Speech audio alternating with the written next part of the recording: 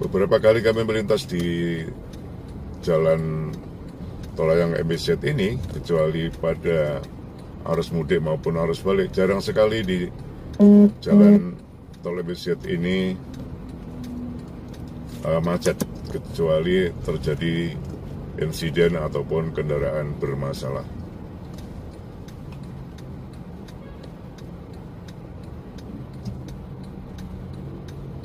Kami baru jalan sejenak dan sudah macet kondisinya, entah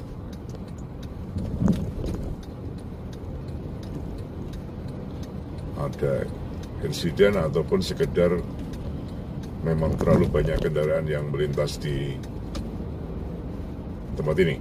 Sekarang baru kilometer 10, padahal jalan tol layang MBZ ini sejauh 36 km lebih.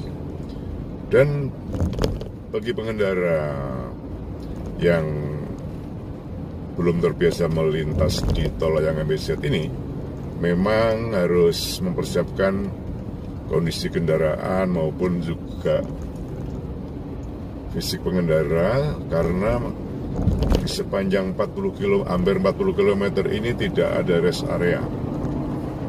Makanya harus kendaraan prima, mau BBM maupun juga yang lain-lainnya. Jalan tol layang MBZ ini dilengkapi dengan sekitar 8 tangga darurat yang pernah kami update sebelumnya. Jika terjadi sesuatu, pengendara bisa turun melalui tangga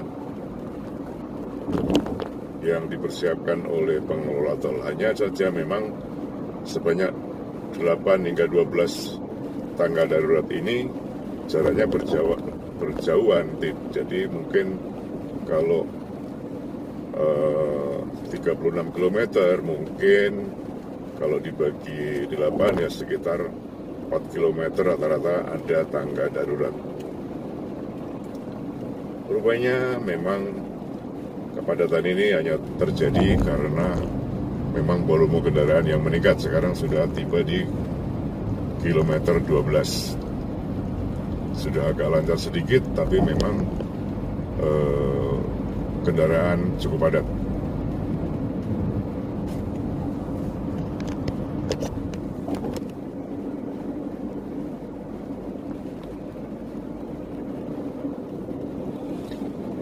Di tol layang MBZ ini dilengkapi kamera CCTV atau kamera tilang elektronik headlight di kilometer 23 yang pernah kami update sebelumnya. Nanti kami tunjukkan di mana posisi atau titik speed kamera yang memantau arus kendaraan di tol layang MBZ ini. Sesuai aturan atau undang-undang, di tol layang MBZ ini hanya diperkenankan melaju sekitar rata-rata 80 km per jam. Dan jika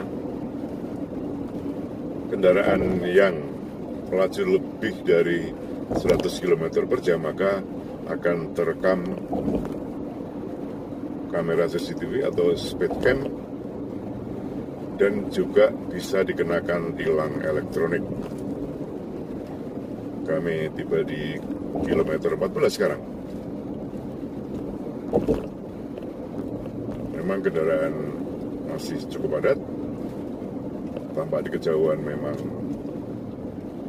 volume kendaraan meningkat dibanding waktu-waktu sebelumnya di luar arus mudik maupun arus balik. Sementara dari arah sebaliknya, arus kendaraan sangat sepi pada pukul 06.30 WIB.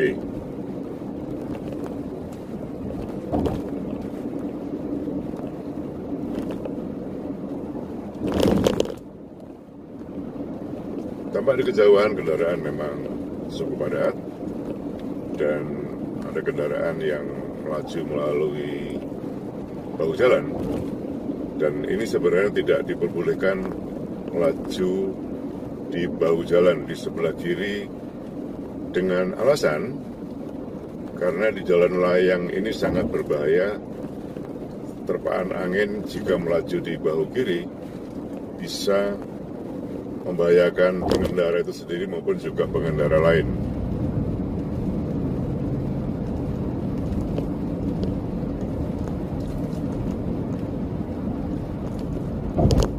Karena kondisi arus lalu lintas padat, memang kita harus bersabar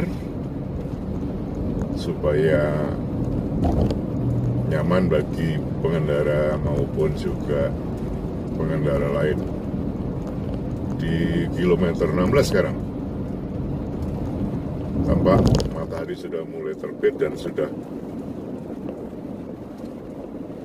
cukup tinggi.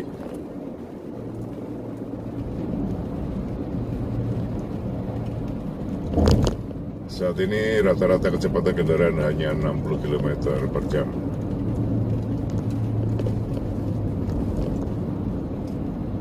Sudah lumayan nyaman sepanjang atau asalkan tidak terjadi insiden di depan ataupun kemacetan. Jadi memang melalui tol layang Trans BZ ini cukup dengan kecepatan 60 hingga 80 km per jam. Di depan kami sebelah kiri tadi ada lagi pengendara yang melalui bahu jalan, dan itu biasanya jika ada petugas pasti akan ditindak ataupun diperingatkan. Sementara nanti jika melalui speed kamera atau CCTV, mereka juga akan terekam dan bisa dikenakan tilang elektronik.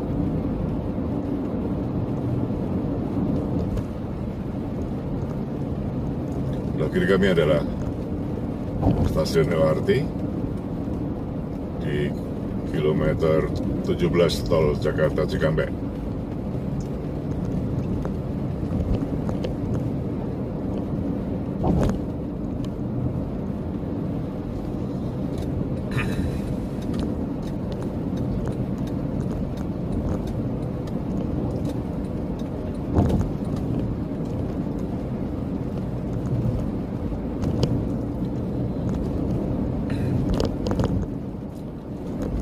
Selain memang volume kendaraan meningkat, kadang-kadang 1-2 ada juga perilaku pengendara yang tidak memperhatikan kecepatan kendaraannya. Misalnya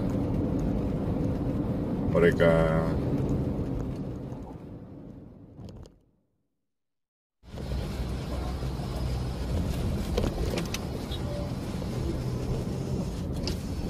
kemacetan terjadi karena terjadi insiden tabrakan di sebelah kanan kami, tabrakan beruntun karena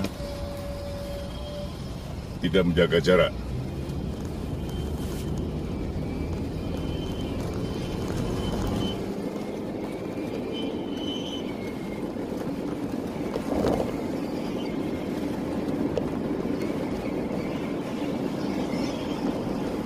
Dan setelah kilometer 30 sekarang kendaraan mulai lancar lagi. Tadi terjadi insiden tabrakan beruntun sekitar 3 hingga 4 mobil di jalur paling kanan di kilometer 30.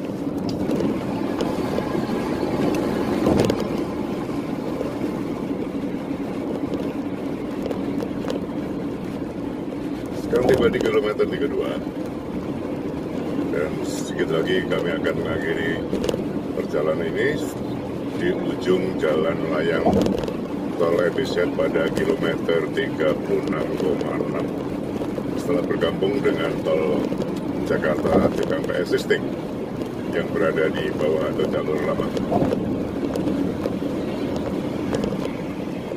Dan sepertinya memang harus kepadatan kendaraan tadi karena terjadi insiden.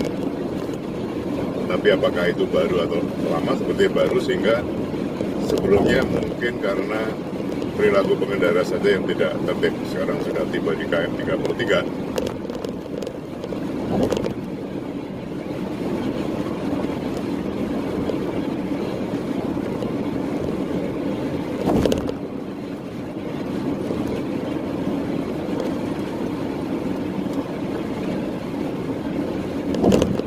Insiden tadi melibatkan 4 kendaraan, salah satunya adalah Innova Reborn, yang lain ada beberapa mobil seperti Avanza yang tampak mesinnya pelengkung atau ringsek.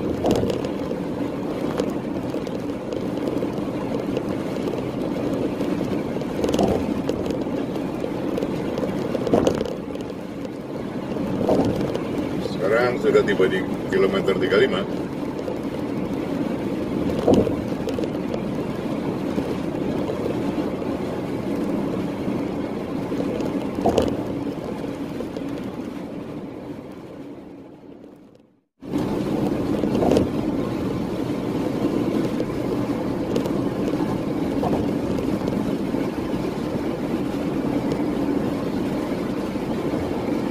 Sudah di KM 39 sekarang. Di kiri adalah ada kendaraan travel.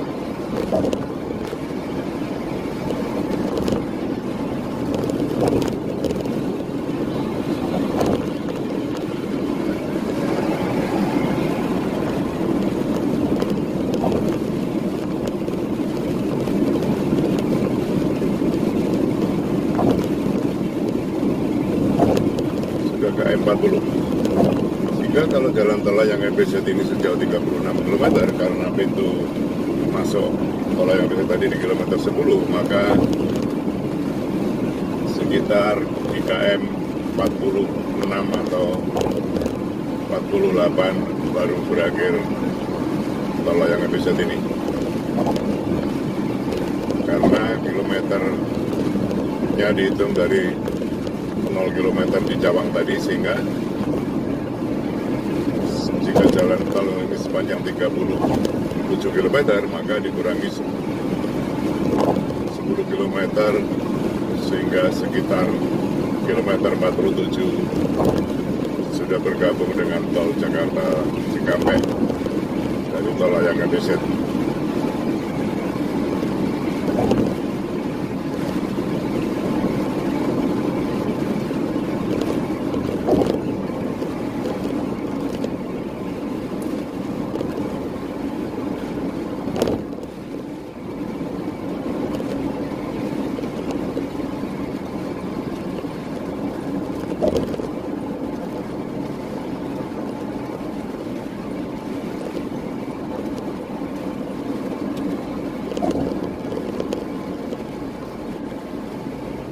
Sudah mulai padat kembali di KM 42. Kemungkinan ini karena bergabungnya kendaraan dari tol layang dengan kendaraan yang melintas di tol Jakarta Cikampek existing atau di bawah.